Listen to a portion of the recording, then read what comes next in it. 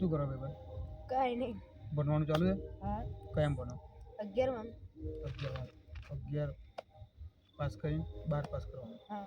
12 pass કર્યા પછી શું કરવાનું? કોલેજ. કોલેજથી તને એક બેટર આઈડિયા આપું. હા.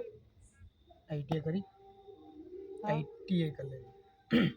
આઈટીઆઈની અંદર તને કયો ટ્રેડ પસંદ છે? Mechanical diesel. Mechanical diesel. મેં બી મેકેનિકલ ડીઝલ બી જ કરી લઉં. સારામાં સારો ટ્રેડ એ જ છે.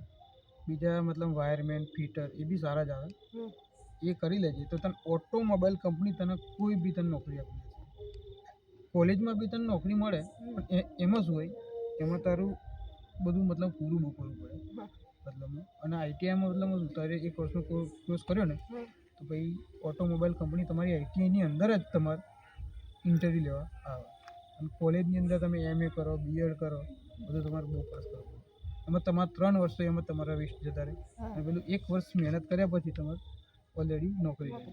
એટલે મારું માનું ને તો પહેલાં આઈટીઆઈ બી કરજે અને કોલેજ તાર ચાલુ રાખવી તો ચાલુ રાખજે. હા.